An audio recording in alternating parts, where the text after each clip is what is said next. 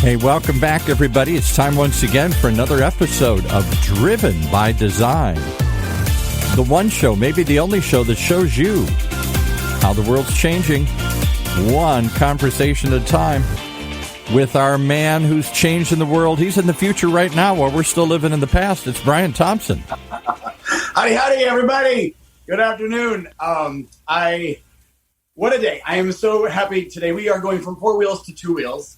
Sticking in the transportation theme this week, we have Arda Onal from Turkey via China, via Seattle, who has a very compelling and fascinating, interesting bike company that I think I want to dive into these very quickly. But let me go ahead and introduce yourself. Arda, welcome to Driven by Design. Well, thank you for having me. I'm originally from Turkey, lived in China for very long, started this company with my brother, and now I'm in Seattle. Well, thanks for being had, as my grandpa would say. Arda, the cool thing, I love your bikes. The bikes are called Ariel. Is it Ariel Rider or just Ariel bikes? Ariel Rider. Ariel Rider. And we'll make sure to give out contact information here at the end. But one of the coolest things I love about your bike is there is a very unique aesthetic, which to me takes us back to the 70s, but pushes us forward. This painting of mine behind me is very 70s inspired, so you can tell that aesthetic goes close to my heart. So what I think is unique about your bikes is they are more than a bike, but they're not all the way to motorcycle yet. And they're this kind of like sweet space where you could kind of still, tie them up with a chain link to a bike rack, but you got a little bit extra electric power to keep it going. Tell us about what was your inspiration for starting Ariel Rider? So by education, I have engineering degree on electrical and electronics engineer, and my brother is an industrial engineer.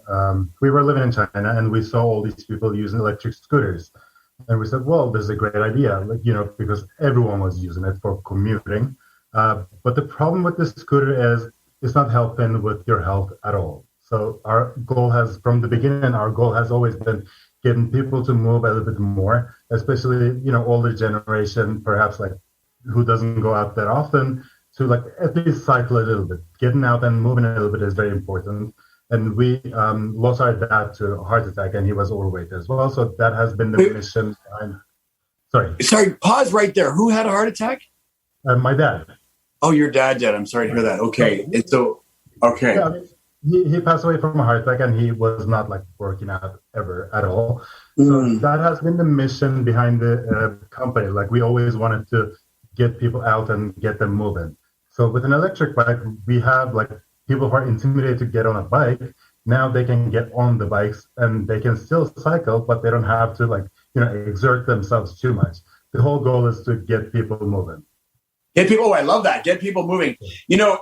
And what's kind of really cool about the bikes that you've created, especially the Grizzly, that's my personal favorite. It has this aesthetic that makes you want to do stuff. I remember being a kid, in the 70s when the little teeny Hondas, we would toss around the property and ride around. And it has a bit of that feeling that, you can just jump on and go anywhere. I think that's a huge trend happening right now. You see a lot of these shared ride scooters and stuff, but they sort of litter the sidewalk with these things. This is something that you own, correct? Yeah, this is something that you own. Like I'm not very, I don't support those rideshare scooters and bikes, to be honest, because the whole idea behind an electric bike is being environmentally friendly. Whereas with these shared ones, you're actually trashing these on the street, like no one is using it. And the lifespan is very short. These batteries are, they're actually not very environmentally friendly, the batteries are. So the whole business model is not what I'm standing for. You're doing something that you have a pride of ownership in. You clearly have put a lot of thought into the design of the bikes, and that's one of the things I love about them. And I definitely encourage everybody to take a look at the Ariel bikes. It's arielrider.com. I'm going to say it now, and we'll repeat it later. But so one of the things I love about this show is featuring people who have done something else, taken a risk, and then done something that is now their life. And what I love that you spent time in China. you saw these, billions of bikes everywhere, and you wanted to create something new. And, it moved me when you mentioned your father, but I think that you took something sad and you were inspired by it. Talk to me a bit more about that. One of the points of the show is to inspire people to do their own thing. What was that moment where you were like, light went on and what were you doing before? What did you leave? I was working in my dad's company, actually. So they did lots of manufacturing in China. So we are coming from manufacturing background, right? And when we first started this electric bike business, we got very famous within a few months. We started selling in 27 countries. And back then, my dad was alive. This company started with like me being very interested in electric bikes. So just randomly starting a website and then getting hits. And all of a sudden, I was just reselling bikes from China. But little did I know, it's a learning curve, right? Little did I know, selling is the easy part, but the after-sales service is the harder part. So I had no experience in that part. So within a few years, we had so many negative reviews that we couldn't salvage it. And at that point was where my dad passed away. And we said, you know what, we're going to honor him and we're going to do it right this time. So we closed the company for 1 year. For 1 year, me and my brother, we just worked on having better relationships with the factories, because these factories, some of them do not work with everyone, right? You have to have an insider for them.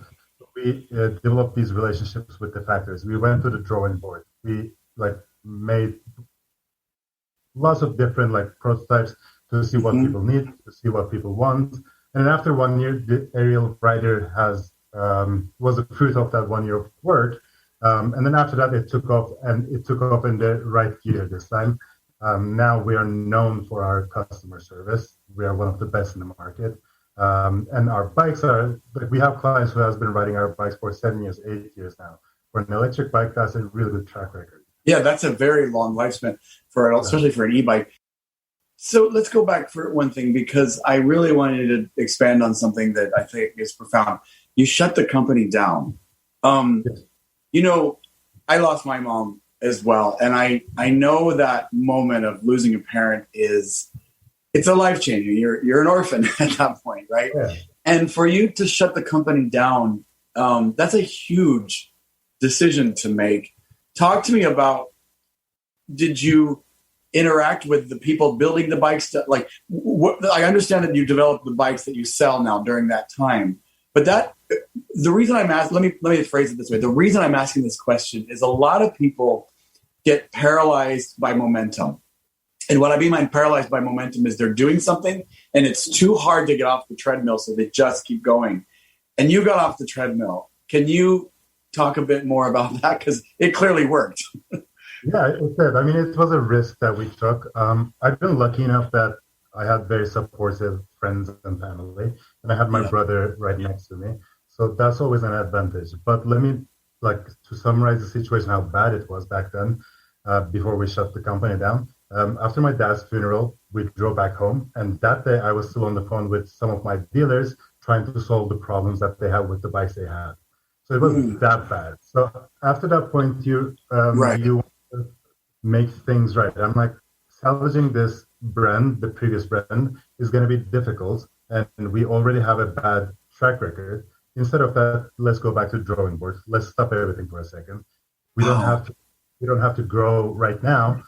Let's not get stressed over this. Sometimes you just have to sit down and think about it and strategize on what you're going to do. So that's what we did. It was not easy. Obviously, it is very stressful. But it's paid off. I think that's a beautiful story. I can very much relate to it. I was designing for Nissan when my mom passed away, and I left Nissan as well. And I didn't have a company shut down, but I remember thinking when she passed away, this is it. There were dreams my mom never realized. And my mom was a very talented singer. And I thought, this is the moment, this is it, and I think there's something when you lose a parent where you're like, okay, I'm gonna grab this and go with it. And I just think that's really beautiful that you did that. And I'm very aside from just the bikes themselves, it's just really a cool story. Let's shift a bit into the bikes themselves because I really want people to see these. Which one is your favorite bike? I cannot say that. They're like children. Oh, my babies. I cannot choose any one of them. No, jokes aside, my favorite is we just released a cheaper bike called Ariel, and we're going to start shipping them out next week. It is just at the price point of $1,000. What's the name again? I didn't catch the name. Ride Heel. Yeah, it's like ideal, but Ariel. Oh, Ariel. Right. Okay, I got it. Oh, my God, that's so cool. Okay. Yeah. So it is at the price point is very affordable, $1,000, because I know that like we make really good bikes, really fast bikes and everything, but as long as we don't make them affordable, we're not gonna make any change in the society. So we have to get people to, be comfortable with spending. Like we have to provide a price point that people are comfortable with spending. So that's where this Ariel came out. It is an upright sitting position, a city bike, a full-size city bike. For $1,000, it's pretty much the best bike you can buy. It has a great motor. Everything is great on it, to be honest. And I love riding that. So I think that's going to be a game changer in terms of, shifting people's minds. But I can't wait to see it. I mean, that sounds fascinating. I'm very fascinated to see what solutions and clever ideas you came up with to shift the price point down, but also make it a compelling proposition. Yeah, exactly. And also, when you do something very in design, you know this better than me. Sometimes you make a great design, but great design doesn't necessarily equal to great sales. That is car design right there. Exactly. Like sometimes you do so marginal designs that everyone wants to come and see it. Everyone wants to come and try it, but no one wants to buy it. Yeah. We have that. We experienced that. We spent a ton of money on one of our flagship models back in the day. It was a great bike. Every shop that we got into, they all wanted to buy test units. People were coming. Everyone wants to see it. Everyone wants to test it, but no one wants to own it. So you have to back down on the design a little bit. Introduce a familiarity a little bit to the design. You know it better than I do, obviously. So that's where the Ariel is, I think, ideal, because it's a very familiar design with just electric power. Ariel Ariel. I can't wait to see it. I'm eager to see it. It's on the website. Go check it. So it is on here because I didn't see that one when I was researching you guys earlier. Really? Okay, so that's cool. I'll do a little more digging. Clearly, I needed to dig a little bit deeper. Other than that, if I want to have fun, Grizzly is my favorite, obviously. It is just a beast. Yeah, I can tell that you're having fun doing this. Do you do your design in-house, or how do you create your products? Yeah, so me and my brother, we design it together. So we usually decide on what type of a bike we want, and then we decide on a price point. That's the first thing that the sales price. What is what people are willing to pay, and then we reverse engineer it. What are the best components that we can put in this bike within this price range, and then the whole thing comes together. Excellent. I mean, you have the experience of manufacturing and the passion for design and the user understanding. So it's a win-win. It's a recipe for success. As we get close to the end here, Arda, tell our viewers, what's the future of e-bikes? Where do you see this industry going? I know you can't give away confidential information, but what do you see is coming? So up until these current years, electric bikes, people always saw that as cheating.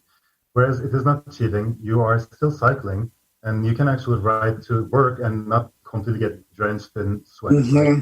So electric bikes are only going to be more mainstream. Everyone is probably going to get it. I think that it is going to replace bicycles, and it is going to replace short commutes, because after especially COVID, people do not want to take public transportation that much if the commute is short. So that's where actually our industry has boomed with COVID, because people didn't want to get on buses or take Uber or whatever. So our industry. I'm sold. I like e-bikes because for those of us who have calves that are too big for pant legs, I don't want them to grow anymore. So I want an e-bike so that I don't have everything else can grow, but those I already can't get any hair on my legs because it's rubbing on the pants. So e-bikes are for me. That's where I see my next bike being. Arda, how do people get a hold of you? I know, if you want to go to Ariel Writer, ARIEL Writer.com, you can see the company. But if people want to reach out to you, is there a way they can get a hold of you personally and hear more about your story? Yeah, so we have on Facebook, we have an Ariel Writer Owners Group. They can join there. I'm very active there. There are a few thousand people there. People can ask me questions directly. I check it on a daily basis. I try to answer every question that people have. So if you just go on Facebook, search Ariel Writer Owners Group, join there, and if you have any questions, just shoot a message from there, and I'll definitely respond within a day or two. What a compelling and fascinating and cool story. I really appreciate you taking the time to tell us about it. Thank you so much for being on the show. I'm certainly going to join the group. I'm still kind of partial to the Grizzly, but I like them all. So thank you, Arda. Thank you for having me. Thank you.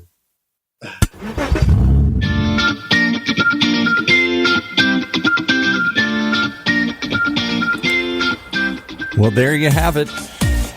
In a nutshell, why you should tune in each and every time to Driven by Design for the most fascinating stories from the most amazing people doing incredible things to revolutionize the world of transportation right before our eyes. Right here in Orange County's only community radio station, OC Talk Radio. Streaming live from the University of California, Irvine's Beale Applied Innovation Center.